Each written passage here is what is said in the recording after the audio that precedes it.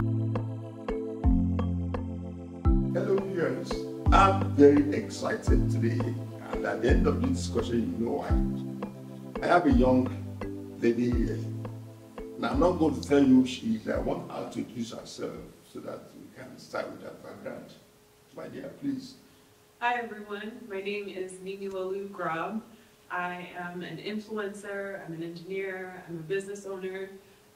I wear a lot of hats in this world, but yes. A lot of hats in this world: influencer, engineer, business person, right? Let's begin with the engineering. What prompted you to read engineering in the first instance? I have a natural curiosity for how things work. I love to understand the mechanics behind anything, honestly. Like I look at something and I'm already kind of curious as to how it works. And so I specifically picked engineering because I wanted to understand how everything worked. And it was the right decision because it helped me understand those mechanical parts that people don't really talk about. And it's been a very exciting role and degree to get. Wow. Well, growing up, I made to understand that people like you who are very inquisitive about mechanical things, they destroy many things. Before they begin to study engineering, did you destroy anything when you were growing up? And if, what did you destroy? Well, funny enough, I don't really remember destroying stuff. I remember putting things together a lot. So anytime there was like a new, light fixture or any type of mechanic thing that had to be set up at home, I would be the first person to unbox it and read the instructions and start understanding how things work so I could put it together. But I definitely have this natural desire and this curiosity to just, what is this? How can I put it together? How can I make it work? How can I fix everything? But breaking things, not so much. I was too afraid to break things. I'm happy you didn't break many things, or you didn't break anything at all. Yeah, okay. But I understand that people who read engineering, their mathematics must be very strong, particularly calculus. How did you get by all those tough subjects? Tough subjects for sure. I was very grateful to have friends and classmates that I would study with. Calculus is definitely a foundation of engineering, and it's one of the more challenging types of math, but you need it in order to understand how things come together and work. So I definitely spent so many hours in the lab, many hours on campus just studying. There were a lot of parties, a lot of hanging out with friends that I had to just decline because I had to study. Looking at you, the way God has created you, did you ever consider architecture? I appreciate architecture, but I didn't feel like it was something that I could do very well. I feel like there's definitely a level of skill and creativity when it comes to architecture specifically that I don't believe I was very well equipped with, but I definitely appreciate architectural styles and things like that. Wow, interesting. Now let's get to this other aspect that you said. You work with engineering, right? Tell us your experience as a young engineer after you graduated. Yeah. So when I graduated, I started in manufacturing engineering. And manufacturing engineering. So I was on the manufacturing floor. I was the only lady out of a team of almost 30 men. Wow. And I was leading the projects of making sure everyone was on track, making sure the manufacturing documents were correctly created, doing investigations on parts. And then I moved to work in aerospace engineering, and that is a whole separate beast of its own because there's so much government red tape, there's so much redlining, there's so much more hoops to jump through, and working in aerospace engineering was very exciting, very challenging, very highly intense, but it was very rewarding because there was times where I would see a rocket go off into the sky and I'm like, oh my gosh, there's a part that I worked on, and I led the team on there, so it was rewarding in that way to do such distinguished and accomplished work. So when you were leading men at the manufacturing floor, were there any challenges? Mention one or two of the challenges. Well, the challenge has to be, obviously being the only woman, And being so young. And being so young, yes. There's times where people question your authority, or they question whether you're actually knowledgeable in what you're doing. Because where did you come from? How do you know all this? Like, how are you capable of leading us when we've been doing this for 10 years or 10 plus years? That was a big challenge, because I constantly had to step in and say, I'm here to learn as I'm here to lead too. Like, while they have hands-on experience with these parts, I had a lot of experience with managing and overseeing very complicated systems, so I had to work with them, and I'm not here to, put anyone down, but I had to help them understand that I was part of the team. And over time, they could start to see my work and how I contributed to the team, and I started to get respected, and it became a lot more easier to work in that kind of challenging environment. So. Fantastic. Yeah. That's very good. This is one question I want to ask now. In some places in the US, where the diversity is not that strong, did you encounter any discrimination as a black young lady in Nigeria in the men's world? Yes, that's something that's very, very prevalent. And I even think about my other friends too, who are also females, who are also engineers, who are also black women, who have encountered this thing where, because you don't see a lot of people who look like us, there is the idea that we're not capable of doing it. Wow. We've never seen someone like you, so how do we know you're smart enough to handle this?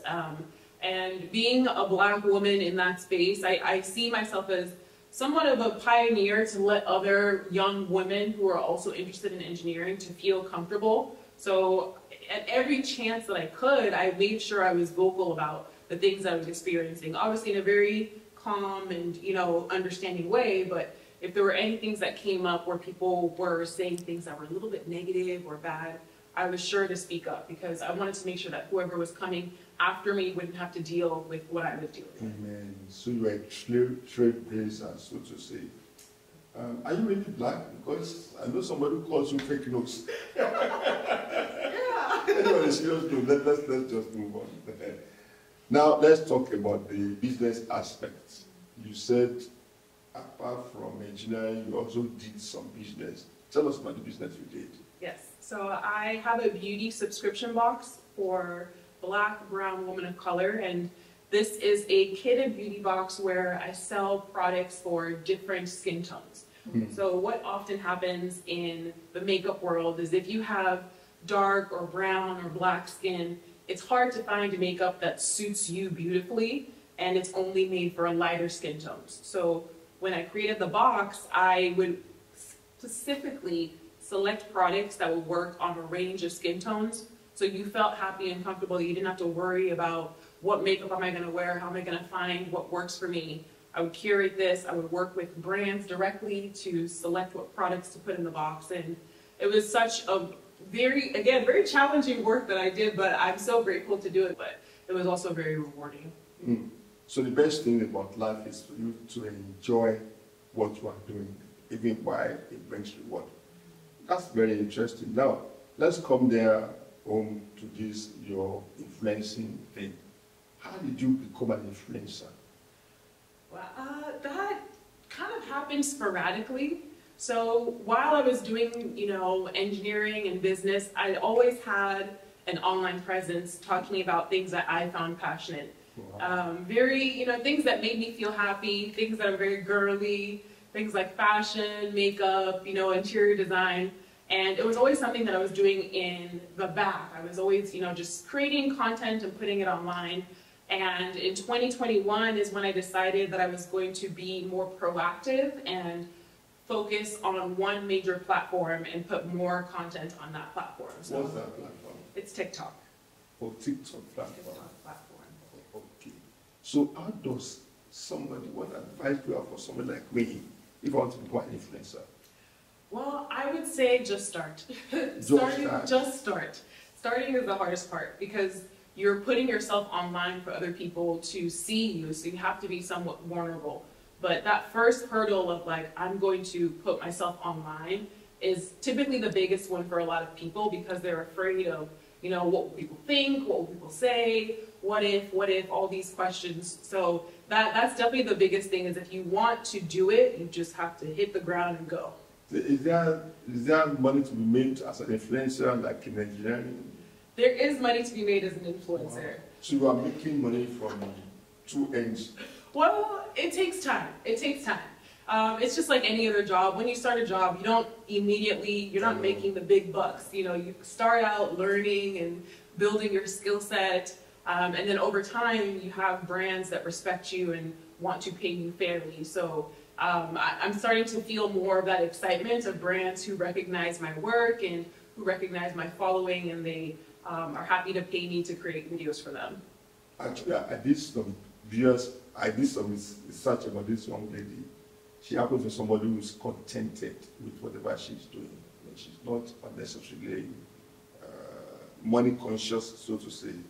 That's why I'm able to bring that discussion to the here to encourage other young people. There was this article that I read on Newsweek that you wrote and you were published. How did that happen? Well, I actually didn't write the article. Someone else wrote it for me, but I had a call, I had a video go viral.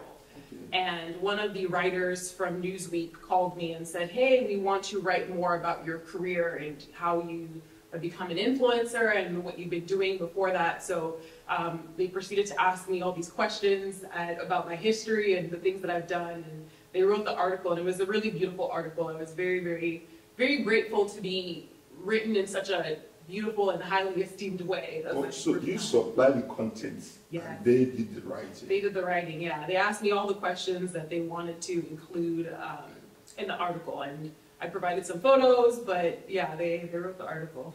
Fantastic. This is very, very cool, like people say. Can we talk a little bit about your Christian life? Sure. What's your Christian life like? Well, for me, I always want to make sure that I'm leading a life of happiness and peace and encouragement and joy. I think a lot of times we get very caught up in the difficult parts of life and the very challenging parts of life, and it discourages us from enjoying what we have in front of us. So I always want to make sure that I stay connected with my community, I stay connected with my friends, my family, and I'm able to really understand how to live an inspiring life that people feel encouraged to also be happy and also enjoy what's in front of them. Thank you. Is there any part of Christianity that sometimes discourages you? Sometimes? I think the judgment sometimes can be difficult. You know, sometimes we have Christians who may be further along in their journey, and they can tend to look down on people who are just starting out or just understanding what they're going through. And it can be discouraging when you look to someone in your community for support and their response is judgment because they think of themselves in a different way. So that can be sometimes challenging, but I've just learned that when it's people like that, that's their own, but it's not a representative of everyone. So just kind of steer clear. Well, yes, we're learning some lessons here that if you're a Christian, either a leader or just a Christian, you should not judge people unnecessarily, because sometimes the contents of the book cannot be judged from the cover. Nimelu, thank you so much for your time. And then I want to ask a question now. That's how we're going to end the last question. Who is your father? You are.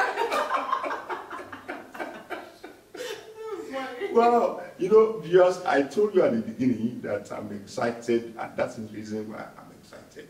A few points to drive home here. For many of our parents who came from Africa or who are migrants in the USA, the first thing you need to do is make sure you bridge the communication gap between you and your children. And number two, she read engineering and now happened to be an engineer. I was the type that she got an assignment home calculus. And I was very sure that I'm able to help her and her sister. My God, when I look at the calculus they were doing, I just praising God, you know. And I bring this thing, particularly for the young people. Do not let anything discourage you. There are challenges you always come across. You are created, particularly if you're a Christian, to overcome challenges. And not just that, people say, for you young people who have graduated, some people tell you that you are leaders of tomorrow. No, you are leaders of this day, this moment, and we need more of you like that to step it up. That's why we're going to end this broadcast today. Again, we remain the open pulpit. My name is Idowu Olanira Fahura. Many people call me Papa Igu. Glory be to God. Please subscribe to our channel, The Open Pulpit. Be on YouTube and on Facebook. Subscribe and share so that other people can be blessed if you are blessed. Amen. Thank you and watch out for our next episode.